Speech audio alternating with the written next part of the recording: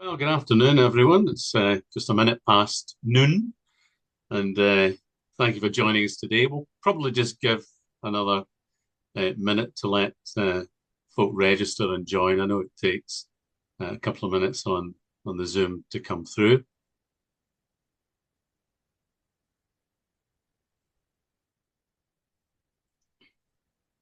I'm hoping our discussion will be informative, entertaining. We've got some old hands on the panel today, so um, certainly there's one who's a prolific webinar presenter. So it's up to me to probably keep him in control. No names, Gary. Um,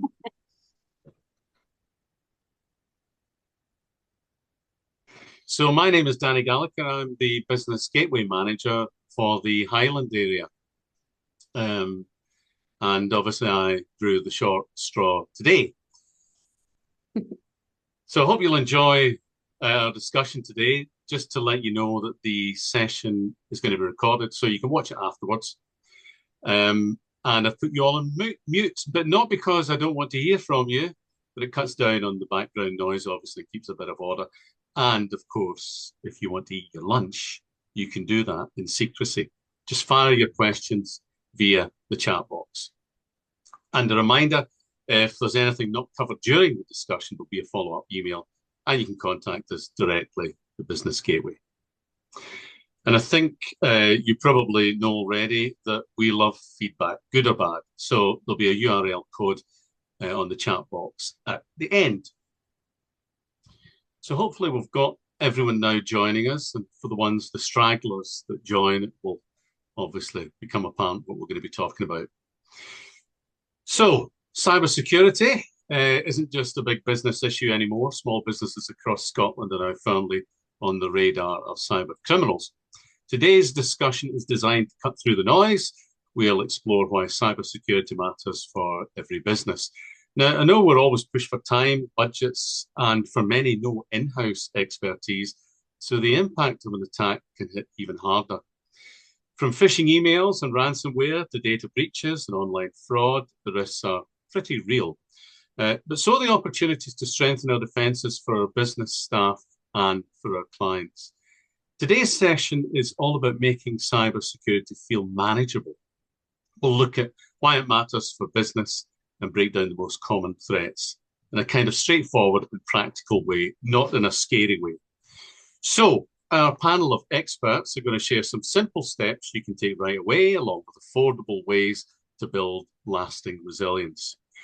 I suppose the goal today is to try and leave you feeling a bit more informed, more confident, better equipped to protect your business, your data, and your customers in what is becoming increasingly a digital world. So, with all that in mind, our guests today are some of the best in the business when it comes to digital expertise. And they are Sarah Johnson, Director at IndigoLeap, Gary Ennis, the founder of NSDesign, and David Ritchie is the Chief Information Security Officer at the Digital Office. So let's do a quick round robin here, a quick intro of the panelists. So it's ladies first. Hello, Sarah.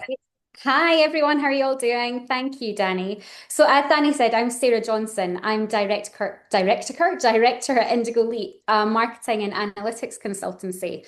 And I've been working in online and digital for almost 20 years now. And cybersecurity and data security is definitely something that more of our clients are focused on and that we're just have become increasingly focused on ourselves, both in the implications for your own security and also how you communicate and promote yourselves as well. So I'm really excited to be here to talk today. Great. Okay, well, here he is. Here's Gary. Now we've only got an hour, Gary. So I'm loving this picture that's been painted of me before we've even started. Welcome everyone. My name's Gary. I run a company called NSDesign. Many of you might have been on some of the Business Gateway digital skills webinars that I help deliver. On any other given day, we're talking about social media or AI, and of course, at times cyber security, which is maybe not the sexiest topic compared to some of them, but it is equally equally important as all of them, because it's the kind of underlying protection, you know, against misuse of AI or social media or whatever. We'll talk about all of this as we go today. So thank you very much for the opportunity, and I look forward to sharing some hopefully practical tips for small businesses today. Super. And David. Hi everyone, good afternoon. So in the digital office for Scottish local government, we do cybersecurity. We work with councils on digital transformation in general, and I work specifically cybersecurity data protection. So I spend all my time thinking about cybersecurity and data protection, and I'll disagree with Gary. It's extremely sexy and exciting and interesting. Okay, well, that's what we want. So, well, okay, let's go straight into it. And David, since you were last on there and your background is the security officer for the digital office, let's talk about small businesses. We know they've got a huge amount at play on the day-to-day side of it. But what would you say are the big cyber threats that we should all be watching out for at the moment? I think the biggest cyber threat, you know, the things that make the news are kind of like fancy and complicated, but I think the fundamental things to look out for are still phishing. Phishing emails are still the most common way that cyber attackers get into people's networks. And, you know, email is everyone has email. Emails come in all the time. People get hundreds, thousands of emails. So it's really easy to kind of slip up, and cyber attackers know that. They don't need to be sophisticated if they can craft a good email and get people to click the link and do the work for them. So that remains still the most important attack vector in the language. But also now that people are using Teams or equivalent Zoom or whatever, they can also present the same type of problem. Links can be sent through there. So people just need to be really conscious of what they're clicking on, what documents they're opening, what they should be, you know what they should be looking for. Look out for things that are unexpected.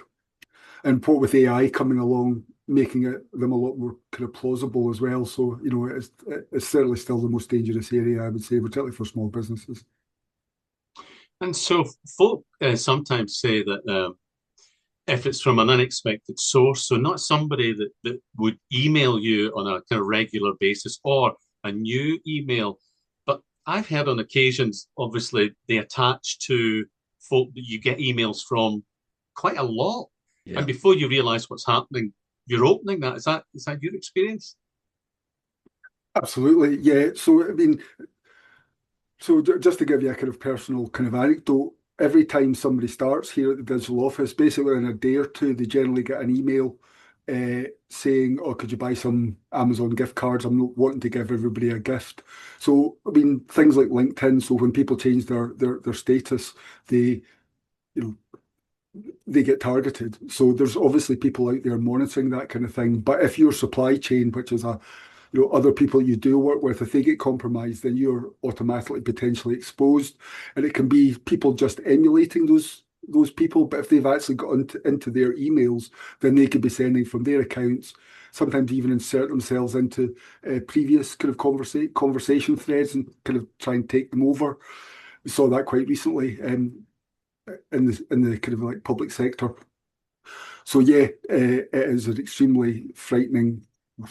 It can be difficult to manage, but I think with a bit of common sense to sit, you know, and people awareness as much as anything, people can be on the lookout for things. Something I've seen commonly, sometimes referred to as business email compromise. It's more just like fraud than a cyber attack. It's somebody gets hold of an invoice or gets into a mailbox, and it's a standard invoice that gets sent to a council or other organisation, and they change it. It's exactly the same as normal sent, but they change the banking details in the hope that the person who receives it will just pay the money will update the banking details and pay the money. But that doesn't really work in councils because it's complicated and it's not easy to change a bank account. Finance, it goes through lots of hands, and finance are kind of monitoring that stuff.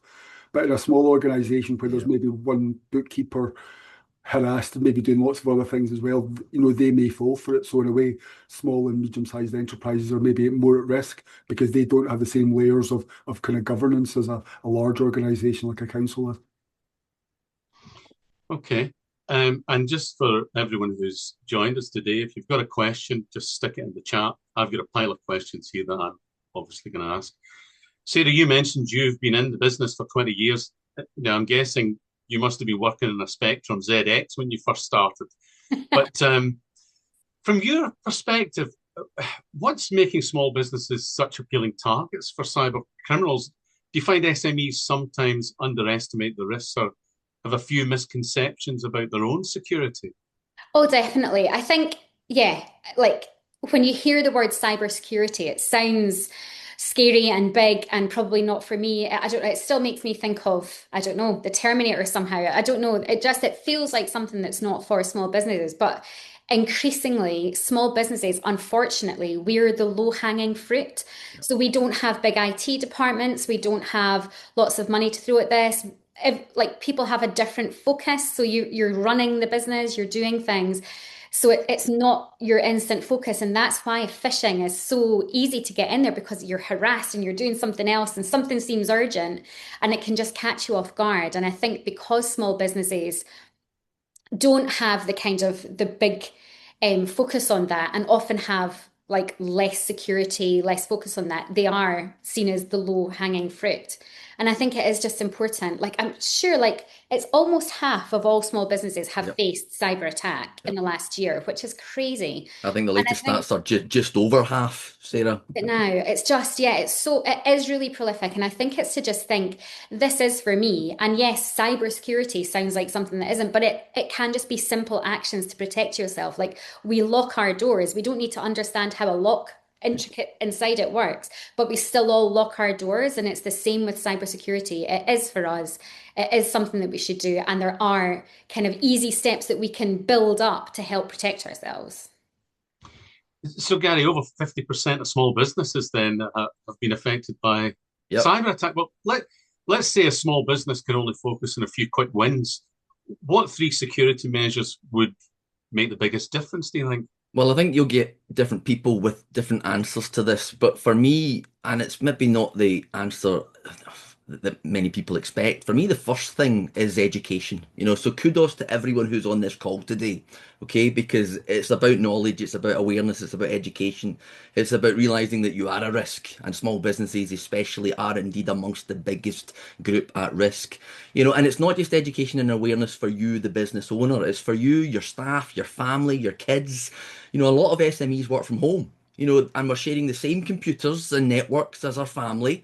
And so you might be fully cyber aware, but if others on that same home network are not, then the weakness is still there. So first and foremost, I would say education is critical. Secondly, and again, it goes back to that whole what's already been discussed about the importance of email and having email compromised and spoofing, etc. An easy one, I'm sure most of the attendees have heard about it, but turning on two-factor authentication or multi-factor authentication, as it's now preferred to be, whereby it isn't just the password you need, it's something else, whether it's the text to your mobile phone or the authenticator app or some other means of giving a kind of secondary identification. This should, in my opinion, be turned on for everything, anything that supports it, especially email. Because if your email is compromised, an awful lot of small businesses, when they're resetting passwords, well, the password confirmation goes to their email. Or whether that's your Amazon or your intranet or whatever. So protecting your email with multi-factor, protecting anything with multi-factor. And then the third thing, because I think you asked me for three, please correct me if I'm wrong. If we're not protecting it through the multi-factor, then we protect it through better passwords, full stop. The amount of small business owners who have really weak passwords is ridiculous. And we think they're quite secure and strong, but they're really not. And if we want to go down the route of, well, how do we make a strong password later? We can, but for now, I'll just say use a better password. And lastly, stop using the same password for everything. Again, what most people do, because you might not be hacked, you might not be compromised, but somebody else who has your data will be hacked. Okay, so if you bought a car from Arnold Clark, other car companies are available. If you booked onto EasyJet, other flights are available. Then they were victims of massive hacks recently, which customer data was compromised, and if your password on there is the same password that you're using for your email, for your intranet, for your Facebook, for your TikTok, then you're at massive risk. So three simple things to do, making a huge difference to protection.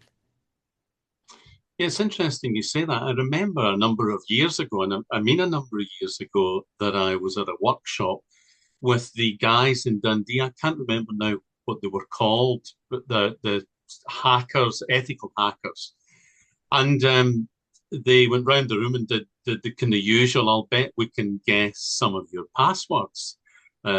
What's your daughter's name or what? Oh, have Yeah. you got a cat? What's its name or whatever? And that's kind of stuck with me after all the. Yeah.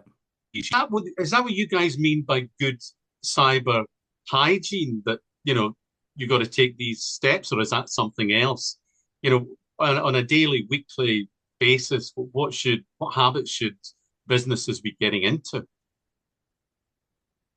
I'll jump in quickly if that. I think yes, good cyber hygiene is password awareness. And is it strong? Does it need changed? Is it just the name of your dog where you're capitalizing the first letter and you're adding the number one on the end, which is what so many people do? And an exclamation mark as well. And of course, indeed, and the exclamation mark at the end because they ask for a special character, and that's the one we all pick.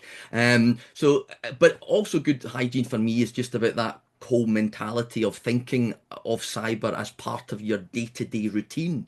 Be more skeptical, be more vigilant. For me, security is not a one-off; it's a habit, and it's just building that habit into your day-to-day. Yeah.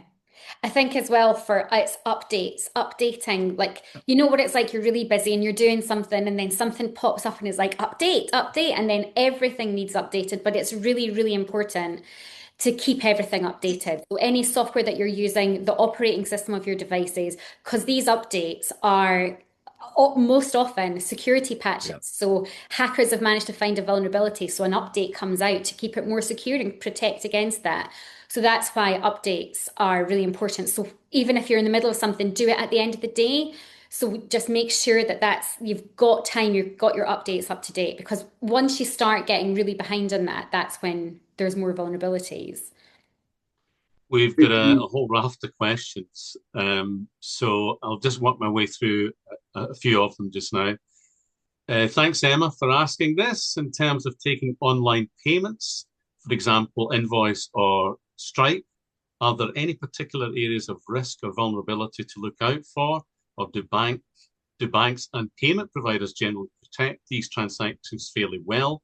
What can small businesses do to protect themselves from suppliers potentially being compromised? Who fancies that one? Well, I mean, it can be kind of tricky. Just if I could just go back to the previous question, just very, very quickly, is something that I think is important to bear in mind is kind of having a no blame culture in your organization as well. I think sometimes people get frightened that if they've made a mistake and they try and cover it up, and that makes things much worse. So I would just say that an important bit of kind of good cyber hygiene is being open. When everyone makes mistakes. I've made mistakes. So yeah, there's that. And in terms of what people can do, third parties and suppliers are something to be really careful of. They are a really big source of cyber attacks in this kind of day and age. And I would say that banks aren't always as helpful as they could be. My wife and daughter have both been scammed with online payments that they've made, they've been paying a supplier who's then started taking money out of our bank accounts or their bank accounts, kind of thing. And it's been quite difficult to deal with banks sometimes. So you need to keep a trail of evidence, which is a bit of a nuisance.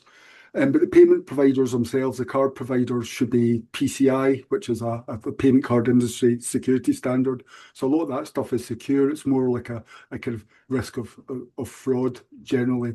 I would be more careful of. But if you've got supply chain, I would be looking for things like Cyber Essentials Plus, so that you know what they've got at least a baseline security standard.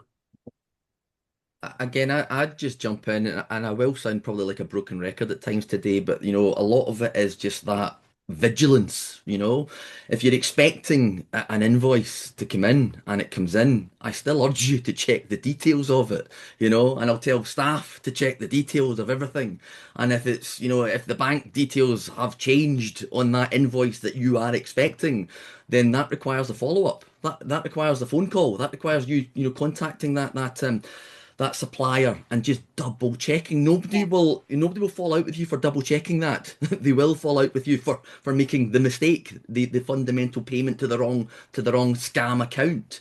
And I'm going to just quickly tie this back to the question that was asked earlier on about, you know, small businesses and them not thinking that they are targets, because often they don't. You know, I'm not big enough. Who would target me? Who cares about little old Gary's company? What have I got? Nothing. Well, you do, you know, because sometimes I'm targeting you.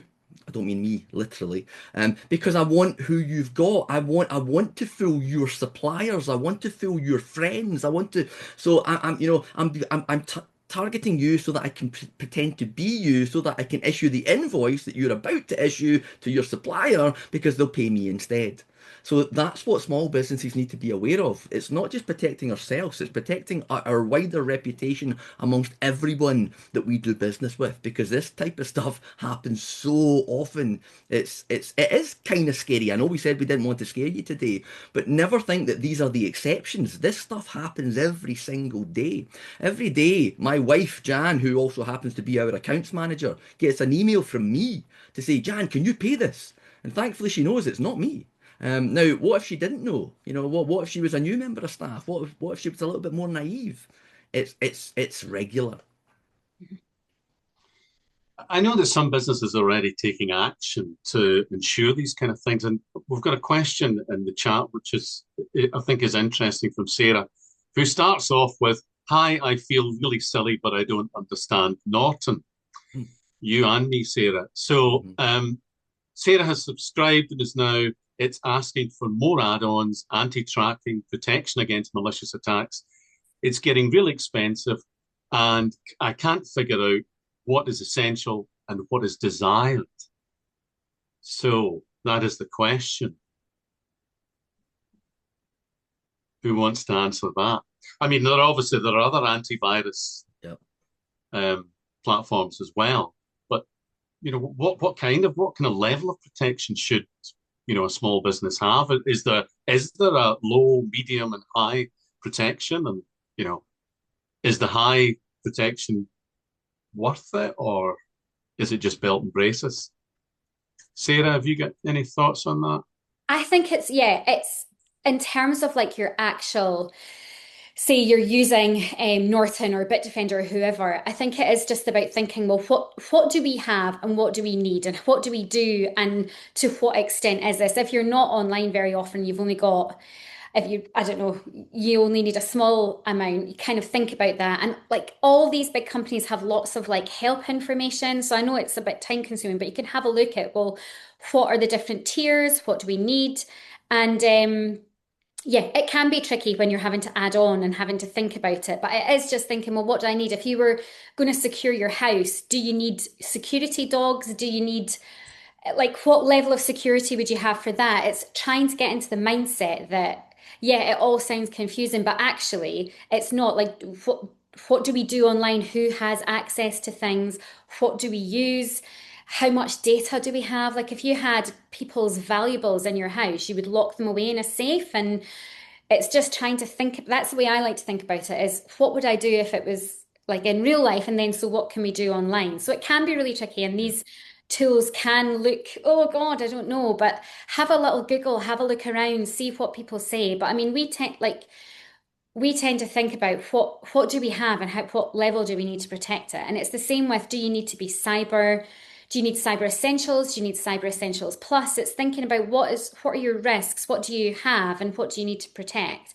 But I do think there's like a base level that everybody needs. And you know, there's a really good tool. It's the NCSC, the Cyber Toolkit. It takes you through foundation, intermediate, and expert. And David, you'll probably know a lot more about this than me, but those are quite good for layering up. You start at the bottom and then there's some quick actions, then you get more on top and on top of that. But I think it's just trying to think about it and what do you have and what do you need to protect? And yeah, if Norton's really confusing, have a look at maybe a Bitdefender or whichever other ones are available that you think actually that sounds like an easier thing for me to use. And NCSC, David? Yes, yeah, I'm always referring people there. The National Cyber Security Centre, they are part of GCHQ. if you're into that kind of thing.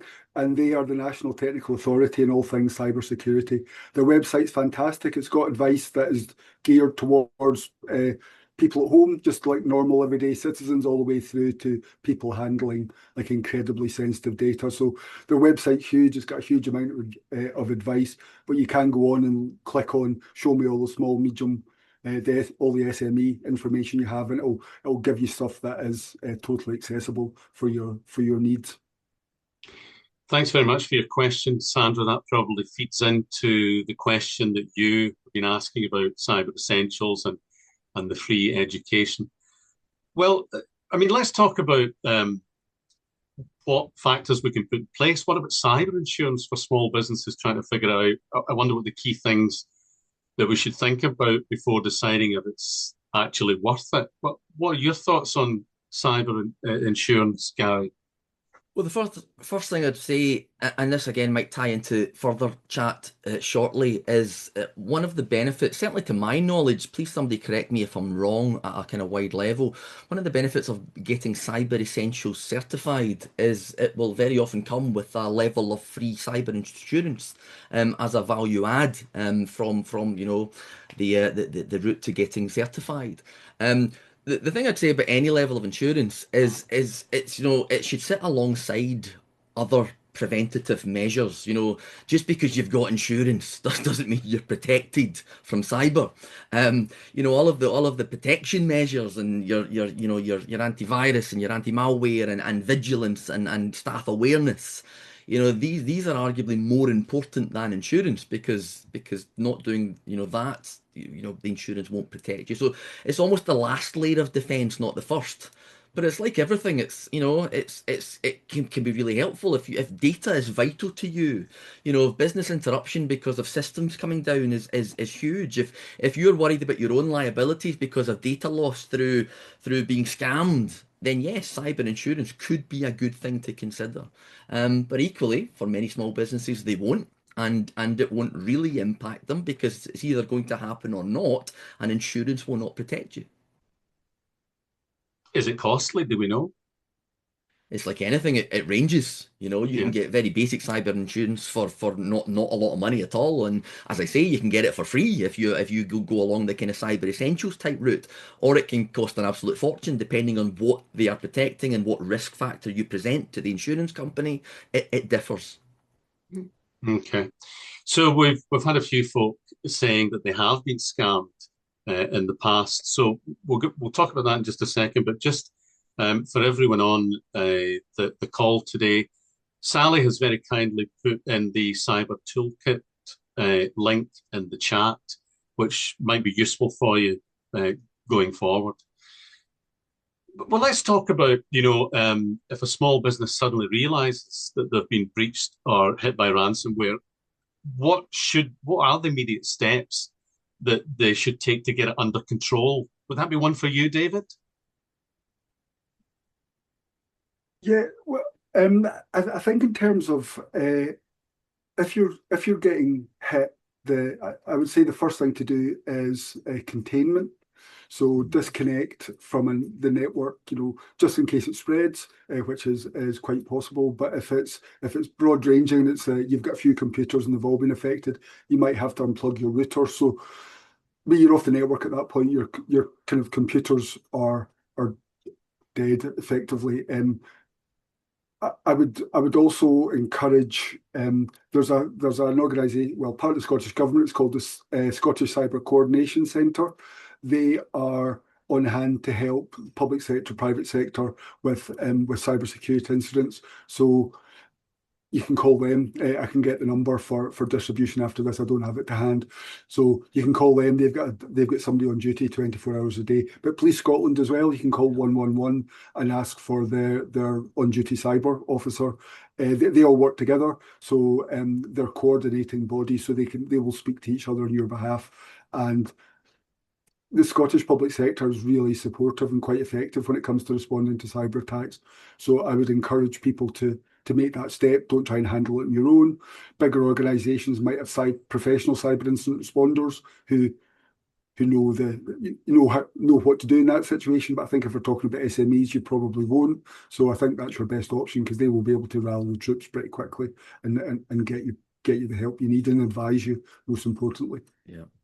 Just on that note of reporting, can I just again, if something does happen, please report it. Don't keep it to yourself. Don't try and deal with it and keep it quiet. And because nobody learns, and I mean the wider community, the wider businesses, knowing what's happening out there to others helps others protect against it. So, but also there might also be some sort of kind of legal requirement to report, which I realise is a can of worms, maybe to go down a bit of that route. But if personal data has been breached, then you are legally obliged to report it. And if you do go down the route of getting Police Scotland's help or Cyber Scotland's help or whatever, they'll usually keep you right in terms of what you need to do from a legal perspective as well, not just protecting against the damage of the hack, but also what you need to do to keep yourself right legally going forward. And I'm wondering, I mean, we're all very much aware of the Marks and Spencer's breach. And there's, as you mentioned, Gary, there's been other ones, including loads of them. One of the local authorities in Scotland. And it caused absolute and utter chaos, I think, for months on end. So it's not just, about the way that we deal with it. It's how it affects the business and potentially, bottom line. So you can lose a fair chunk of money if you don't, take control of it. We've got some stuff in the chat, some links, just as you mentioned, David. There's a Cybercrime Police Scotland link there for future reference. And also there's information on 101. And I'm just being told that link will also appear in the follow-up email that you will get, everyone on this call will get after we've done this. And just a quick reminder, it is being recorded, so you can watch it again whenever you feel like it. So we've got a couple more questions. I'm not going to lie here that this is a question that I don't actually understand because of this is somebody who knows a fair amount about digital processes. And thanks to Edmund Bett, who says there are emerging threats that not many folks seem to have thought about. For example, the reports of autonomous agentic AI agents creating non plus VE outcomes. And he read someone getting smeared online for no reason as autonomous agentic AI agents are viewed currently as one of them being productivity winners coming out of AI everywhere. Should we be thinking carefully on this aspect? Go on, guys. The easy answer there is yes, we should be thinking carefully. The longer answer is this could be an entire 1 hour, if not way longer session, and it's with just that point. Yes, I mean the world of AI is shaking up everything, and agentic AI is a huge, exciting new area where AI is not just about information, but it's about AI doing things and doing things on our behalf and filling out forms and inquiring, replying to invoices automatically and whatever. There's countless examples of what that could mean. But of course, if it's not in a human's hands, then there is a risk.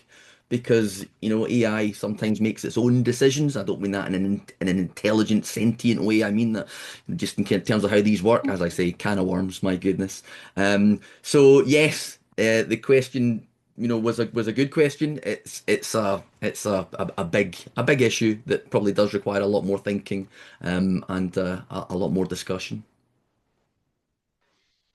And so just kind of on that point, are we saying that some businesses use AI to pay their bills and that's the way that they can infiltrate the process? Is that really what?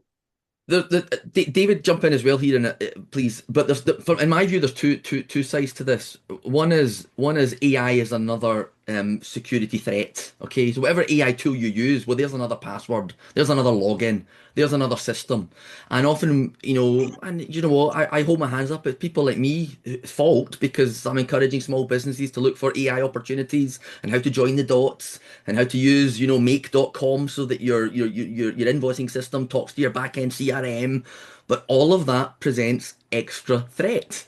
So again, if we're lax with our passwords or our attention to detail, then AI just presents more risk. There's also the whole AI doing things by itself and clicking things it shouldn't have clicked. Again, because I can maybe train my staff not to do it, but sometimes AI has a mind of its own. So there's all of these risks and more. I would agree with that. I don't think I'm quite ready to let agentic AI do kind of Too anything. much. There's Yeah. there's a there was a funny story that's just in the last few days. I can't remember, one of the big tech companies, Meta or somebody, their AI person was using agentic AI. It deleted all of her emails, like every single email she had, just cleared out her inbox, and she kept trying to stop it. And couldn't get it to stop until she eventually did some technical stuff and killed it off. And she was like, "Oh, why did you do that?" And it was like, "Oh yeah, I made a mistake. Sorry. What do you want me to do now?" Kind Uh, of uh, thing. That just wouldn't happen with a person. yeah. It's I just thought you I thought you were going to say, why did you do that? Well, you wanted to get to inbox zero. You're now more productive. You don't need to respond to your emails anymore. I've done you a favor. oh yeah. Yeah, well, that's a good point. So just a couple of more questions now on the chat. Sinead is saying that she's used an iMac since she became self-employed in 2006 because it has been a more secure option for her as a sole trader, and she's neurodiverse, so simplicity is essential for me. Is that the case with iMacs then? Are they easier to use? Anyone know? Are they more I'll gl secure? I'll gladly jump in. Sarah, I think this is best answered by an Apple iMac user before I jump in because I'm not a huge iMac user, but I'll give you my opinion if you like. I use Mac. I have used Mac for ages. I mean, yeah, traditionally they are thought of as more secure versus Microsoft machines. That was always the case. I think now we're using so many different tools. We have so many different accounts on things. We have so many different passwords. We have so much Yep. email and everything that you couldn't just say, "Oh, it's fine. I just use a Mac, so everything's okay." Like you would still need your antivirus. You still need your anti-phishing filters. You still need to do all of that. So it's not as personally, I don't think it's as simple as that. A lot of the things that we're thinking is about where you've scattered passwords around the place. We use so many different, we've got different users for different accounts, and people have different access to things. And I think with the kind of threats that we've got being increasingly like phishing and social engineering, it is thinking deeper about it than that. But I mean, I do use Apple everything because I find them easy to use. Plus, I'm used to it now. I can't use it like the buttons are all in different places. But I think, yeah, it's thinking about all of our touch points in digital. And yeah, Yep. AI is another vulnerability, like is a great tool, but it's just another thing that people can exploit. And you're just playing kind of keep up and locking your doors. So I would think that, yes, I think traditionally Macs were a bit better, but I think it's bigger than that now. But David, you'll probably know more than me. Well, I do have an opinion in this. It's not necessarily Okay. a very popular opinion, particularly with Mac users. I always People say that there have been less attacks on Macs, but that's kind of like saying that Lamborghinis are safer because they're in fewer crashes than Ford Focuses. You know, Macs make up less than 10% of the world's PCs, and Windows makes up the rest, with some exceptions with Linux and things like that. But it's just there's just a huge surface area for Windows. And Windows is also very open, so you can install whatever you like. You can build your own Yep. PCs. You can put your own Yep. graphics cards in it. Macs are locked down. Windows would be as secure as Mac if they said you're not allowed to use anybody else's mouse except Yep. ours. You're not allowed to use anyone's monitor but ours. The thing that makes Windows so popular is also what makes it vulnerable as well. So I think when people are kind of like saying, "Oh, Macs are more secure," that's maybe true, but it's not for the reason that you think. And I think iPhones have had some proper comedy security flaws in them over the years, where sending somebody a text message would restart their phone.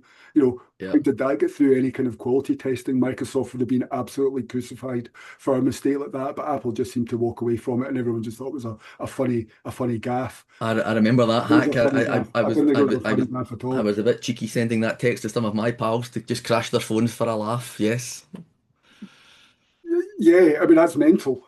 Sorry for the language. How did that get through any kind of Yeah. testing? That there was a single character you could send to somebody that Yeah. would brick the phone, or not brick it, but restart it. So you know the kind of the Mac being very secure. There's reasons for that. I would say. I was going to ask about Password Manager, and I'm glad because someone in the chat has now asked. Clemency has said, well, specifically this one, but Password Managers per se, we can talk about that just now, perhaps. I bet you any money that you guys all have Password Managers. But what are your views? Clemson wants to know what your views on Password Manager. For example, Google, is it secure? Well, if I quickly just jump in with, it's more secure than not using it. Okay, um, whatever tool you use, whether it's Google or OnePass or any of the other multiple names that are out there, they're better than not using anything, because that means that you will probably have weak passwords and you'll be doing repetitive passwords, and they're you may be storing them in a text file. And I'm thinking of my father when I say this and shaking my head. I love him dearly, but oh dad, really? So using any of these tools, if you're saving your passwords to Google, they are encrypted within your Google login. So that means that if your Google login is insecure, then everything is arguably insecure. So as long as you are maintaining other strong cyber hygiene elsewhere, then these things are normally really, really strong in terms of just making you safer out in your kind of general day-to-day internet type usage. And everyone around here has got Password Managers, I'm guessing, yes. Yes, and if you have staff, you should be very much enforcing that they have them as well. Otherwise, they'll be the weakness rather than, the boss. Okay, I was going to be my next point. I mean, should we be getting employees onto Password Manager as a rule, or is that a bit too kind of you'll do this or whatever? I mean, surely you're just safeguarding your business. Sarah, have you got any thoughts? Like, yes, I think it all depends on how you want to run it. But yes, I think it is important that everybody has basic cyber hygiene Yeah. for particularly their any work accounts and access that they have. I think it's important that people use, say you have I think have a minimum standard for the passwords that you use. And yes, if Password Manager, as long as like you were saying, Gary, that's also secure and you've not just got password '01 exclamation mark as your login for your Google account or something. But yeah, I don't think there's a kind of like a tech, like that's 100% secure. This is the best thing to do. But a lot of things are better than what we're doing. Like, can we all say that we've got excellent every layer? Probably not. So I think it's layering it up and getting more. And I think having policies for staff's really important. Like even just things like don't take your work devices to the pub. It's just lots of different things. Have been able to like wipe things, looking at what access people have. Does everybody have access to everything? Have we managed to kind of keep that down so people only have access to what they need? Yeah. It's just touch points, and it's usually human error that is fallible. So it's trying to That layer that that up. that last point Sarah makes, I 100% agree with. That whole, everyone having access to everything, which is very often the default in small businesses. A junior member of staff starts and straight away they're given a PC with super admin access and access to all of the databases and all of the finance and all of the back end. And really, do they want it? Do they need it? That whole kind of, minimal access policy. What does that individual need? And only give them access to anything else when they need it, because otherwise you just open up the potential holes. Well, certainly, it's a good point you mentioned, Sarah. I'm going to come on to that about taking your work devices into wherever, because I had a colleague a couple of years ago. Our information technology folk are pretty hot on the devices and all the rest of it. And unfortunately, he took his PC with him for a trip abroad and lost it. And when he called them up, they said, well, it's okay. We'll be able to trace it. Where did you lose it? Pakistan. So he never got that back again, and obviously they had to then close down all the systems and everything. But we've got a question here from, this sounds really great, Snowbury Cottage. That sounds idyllic. My personal phone is also the phone number for the business. I don't want another phone number, but I am wary about numbers calling me, as the latest scam seems to be taking your hello and duplicating your voice in order to bypass securities at banks. I haven't set it up yet, so the point may be not for me, but maybe not others. But I think my bank are really pushing me to use the voice activation. Now, we've heard the voice activation thing with banks before, and we've obviously talked quite a lot about PCs, but phones are probably just, if not even more, vulnerable. Yeah. Anyone get any thoughts on that? But we're just on that last point about the phone being actually the primary target. You know, the amount of businesses who have relatively good levels of security on their desktop PCs and laptops, etc. And then I wind them up by grabbing their phone, and they've at best got a 4-digit code protecting everything on the phone. You know, once them bypass that, and often you can look and bypass it just by working out where the kind of fingerprint smudge marks are on the screen.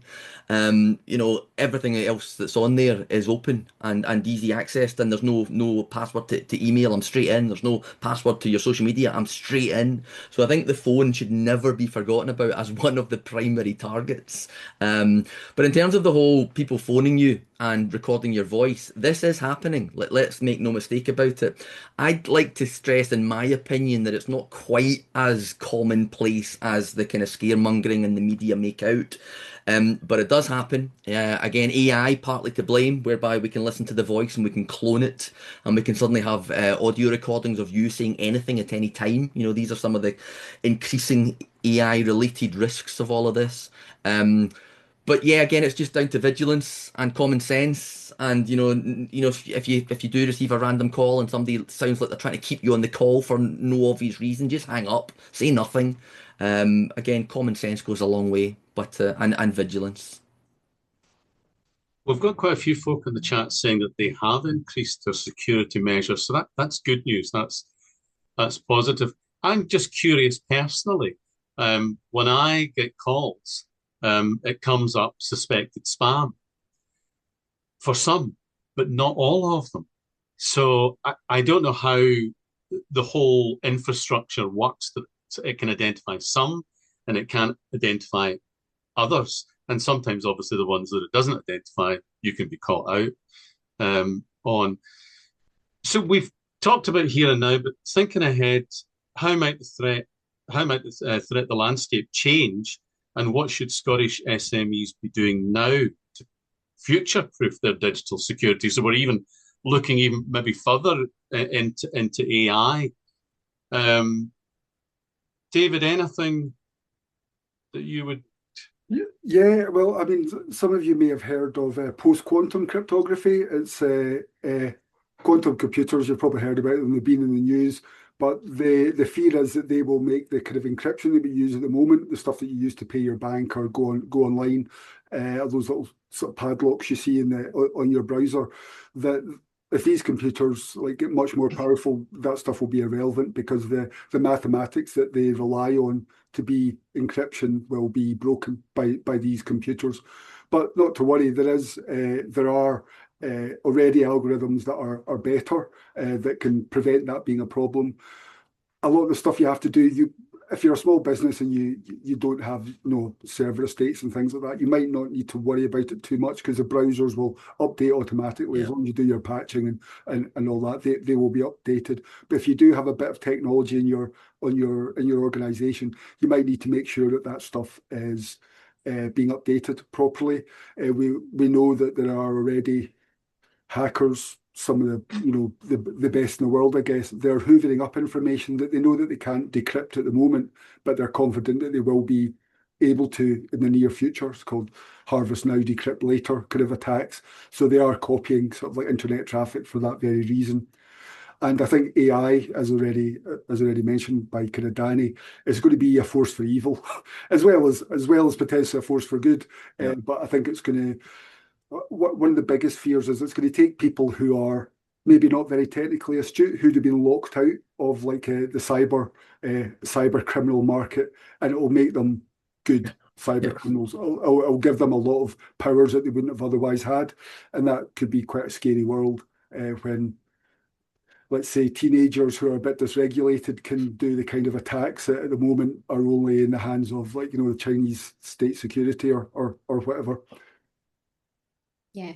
I think it all, like, yeah, AI and everything does make all of this seem really scary, and you don't want to get to the point where you're like, oh well, what's the point then? Like they're just, it's all so clever and it's all going to happen, because it's not everything. Like you say, there's all this kind of, there's two forces, isn't there?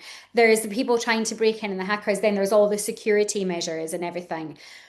And I think it's as long as you can say now that you have as much security as you need, you've got your foundations in, you're thinking about it, you've trained your staff, you've got some policies, you've got a cyber incident plan, you've maybe gone through that cyber toolkit and said, okay, so we've deleted all these apps that we don't use, we've secured who's got access, we use good password management, we have multi-factor authentication. If you can layer things up, then for me, that's the best thing that you can do just now. We have to deal with like what we have, and then as things change, there will be products.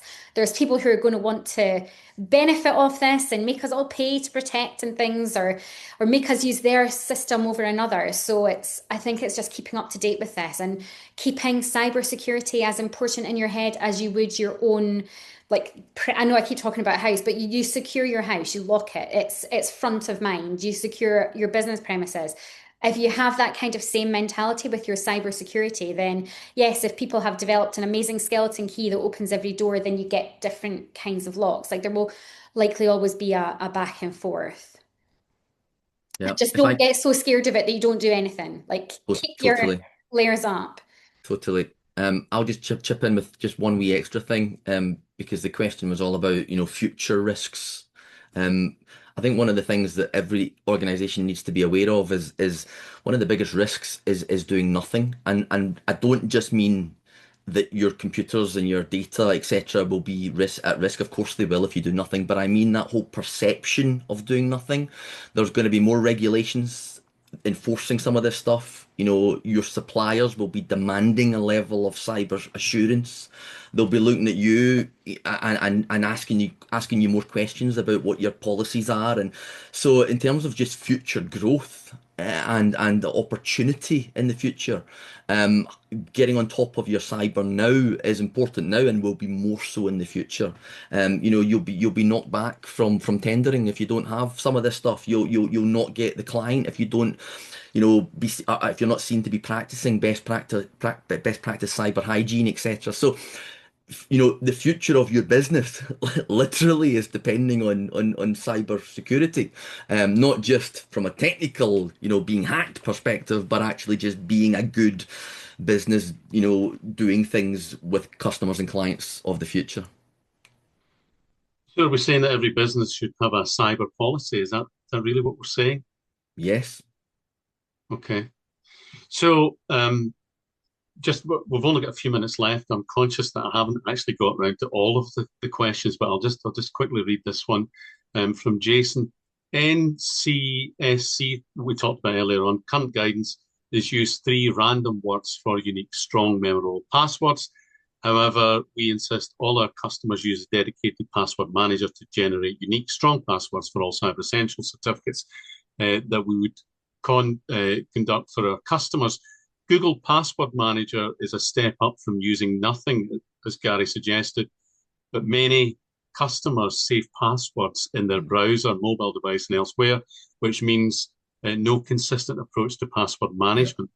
Dedicated Password Manager will allow you to import the credentials. So I think we've kind of covered all of that, but that is quite an interesting bit there in the middle about the browser. And there is no way of accessing that, is there? If we store it in our browser? Well, again, having the password stored in the browser is great, but if you then have a really lax password to control the login full stop, whether it's Right. to the laptop as a whole or whether it's to, your Google account, again, it's simple. It's a kind of joined up mentality. You can have the best cyber security from a technical perspective on a laptop as you what can ever have, and if you go and leave that laptop then on a train, all of that's out the window if you've been using it but you haven't had a screen lock which kicks in after 2 minutes. Yeah. So you nip to the loo on the train, I pinch it, and I've got, no matter how good your security is, too late. So it's all of these little things working together. Yeah. So basically what you're saying is if you get the basics right, the rest will kind Yeah, of fall into place. yeah, It's kind of that simple, isn't it? Um, I should probably mention that we've now got a selection of links, which you will probably get on the email from Business Gateway. But David, you'll be pleased to know there is a link now to the quantum how do you say it? Cryptography? I don't even know how to say it. Can we not just Yeah, number for it? post-quantum cryptography. Right. So there's a link now in the chat that we have about that. And there's also the Cyber Essentials Toolkit and a whole raft of other links which we've provided for you so that if we haven't answered your question on this, and I'm hugely surprised at the amount of questions that we've got. I thought this was a relatively dry topic, but it obviously affects everyone. So just finally, Jason has come back and is just mentioning that there's a cyber resilience grant scheme recently, which has been delivered in conjunction with Eastern Berkshire Council and Business Gateway. yeah. And So a number of the local authorities, not all of them unfortunately, but a number of local authorities do have grants for things like cyber essentials and beefing up your cyber security for small businesses, etc. So I would encourage, everyone to go and speak to the local business gateway teams or the local economic development teams and see what they've got to help. yeah, certainly. I'm based in Inverness, but the Highland area, Highlands and Islands Enterprise have got a digital resilience grant as Yeah, well for specific businesses. So they are out there. I think probably when we had Digital Boost, it was a bit more widespread. yeah. But now you have to kind of go looking for it. So we're probably the best vehicle at Business Gateway to do that. So, listen, I just want to say thanks, everyone, for joining us today. And thanks very much to the panel, to Sarah and to Gary and to David. And thanks again for sharing all your insight. Really appreciate it. To everyone watching, I hope you found today's session genuinely useful. Hopefully, you're leaving with a few new ideas. I know I am. A bit more confidence, a clearer sense of how to keep your business, your data, your customers safe in this digital world. So the webinar, as I mentioned, has been recorded. It'll be up on the Business Gateway's YouTube channel very soon. And as I also mentioned, there are many links in the chat. So if you are going back to look at it again, you'll see all the links. And following this, you will also get an email with the links. You'll also get that did you enjoy what we were saying? Didn't you enjoy what we were saying? Was there stuff that was missed? Did Danny miss my question? So feedback's really important to us, good or bad. And there's a link up there as well with the code that you can put in for the feedback. So thanks very much for joining us again. Hope we didn't keep you off your lunch. For those of you that did eat your lunch at the same time, well done. That's multitasking. So thanks for joining us, and we'll see you next time.